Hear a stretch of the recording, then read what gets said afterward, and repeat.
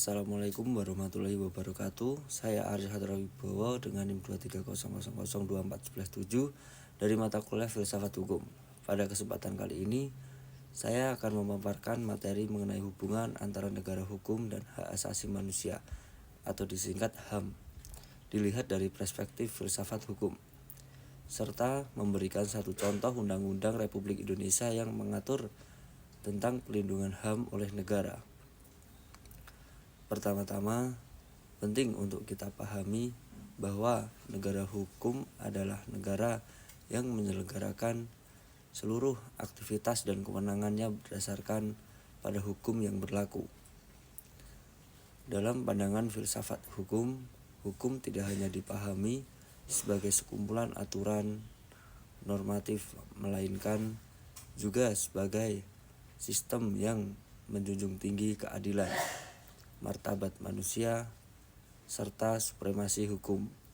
Dengan demikian, hukum ditempatkan sebagai otoritas tertinggi yang berfungsi mengatur dan menjamin kehidupan masyarakat agar berjalan dengan adil, tertib, dan berkeadaban.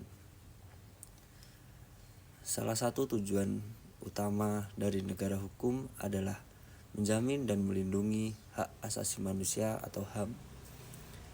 HAM merupakan hak dasar yang melekat pada diri setiap individu sejak lahir dan wajib dihormati, dilindungi, serta dipenuhi oleh negara. Negara hadir bukan untuk membatasi secara berlebihan hak-hak tersebut, melainkan untuk melindungi agar tidak terjadi pelanggaran oleh pihak lain, baik individu maupun lembaga. Sebagai contoh, dalam hal kebebasan beragama dan hak untuk menikah, meskipun keduanya bersifat hak pribadi, negara menetapkan aturan hukum guna menjamin adanya kepastian dan keteraturan sosial di masyarakat.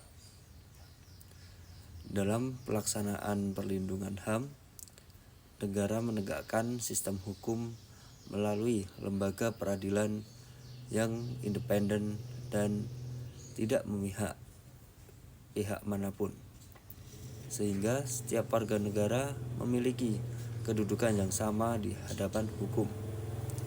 Salah satu dasar hukum yang secara tegas mengatur tentang perlindungan HAM atau hak asasi manusia di Indonesia adalah Undang-Undang Nomor 39 Tahun 1999 tentang hak asasi manusia. Undang-undang ini menegaskan tanggung jawab negara untuk menghormati, melindungi, menegakkan, serta memajukan HAM. Di dalamnya diatur berbagai hak mendasar seperti hak untuk hidup, hak untuk kebebasan beragama, hak atas keadilan, serta hak untuk memperoleh kesejahteraan. Melalui undang-undang tersebut, negara berkewajiban memberikan perlindungan hukum yang adil dan setara bagi seluruh warga negara, tanpa diskriminasi apapun. Sebagai penutup, dapat disimpulkan bahwa negara hukum tidak hanya berfungsi sebagai kerangka normatif, namun juga merupakan jaminan nyata bagi perlindungan hak-hak dasar manusia.